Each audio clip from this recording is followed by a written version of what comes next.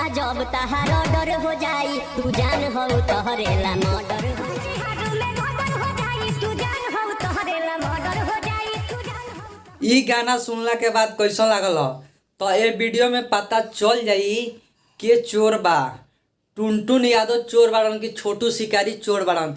तो ये वीडियो में जरी से लेके अंत तक बनल रहिलो और हमार वीडियो के पूरा देखत रहिलो। नमस्ते प्रणाम, हम आप सबके छोट भाई नारायण निराला।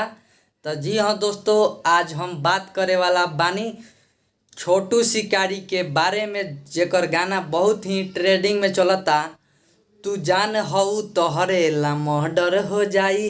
तो जी हाँ दोस्तों, ये गाना पर स्ट्राइक आ गईल बा। ये गाना चैनल से डिलीट हो गईल बा। आप सबके बीच में हम लाइव प्रूफ दिखा सकतानी कि छोटू शिकारी के चैनल पर के स्ट्राइक देले बा और के गाना के डिलीट करैले बा। तो छोटू शिकारी खुद लाइव आके कहले बड़न। तो ई वीडियो के देख ली लो हमरा होम स्क्रीन पर।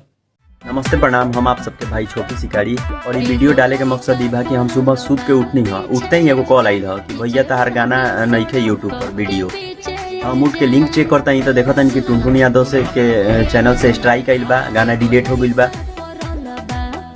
अरे छोटा मांगर चोर, तोरा दोसर कोनो काम नहीं है, एगो तोते गाना चोरावत रे, ओकर बाद स्ट्राइको मारता रे। चोरी हुआ से जोड़ी हो। देखिए, इससे पहले मेरा ऑडियो आया था, इससे पहले मेरा वीडियो आया था, और ये मेरा गानों गा रहा है, हम पे स्ट्राइको मार रहा है। तो का रे बेटा, ये बुझा तारे कि तोर गाना चल जाई, तोरो ना चली आ तोर कबो ना चली। अगर हम अपना पे उतर जाइनू तो जो हमार तो कैरियर बर्बादे बा, वैसा हूँ हम तो समझ की स्टार्टिंग है बा। लेकिन तोर का हुई ते सोच लिए ते तोर जौन गाना आई तो उड़ी हम चाह देम। तो तोरा पीछे लोग बनू तो हमारा पीछे पब्लिक बा, भाई सन के प्यार बा।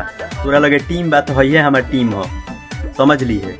आप सब ऐसा ही रील्स पर वीडियो बनावत रही, ऐसे ही ट्रेंड करावत रही। वीडियो वापस आ जाए बहुत जल्दी, लेकिन माधर चौथ। तो जी हाँ दोस्तों, मैं बता दूं कि ई गाना पर अब स्ट्राइक हट चुकल बा। तो ई गाना के समथिंग रील बन चुकल बा 3.5 लाख। तो अभी भी गाना छोटू शिकारी के ट्रेंडिंग में चल रहा बा।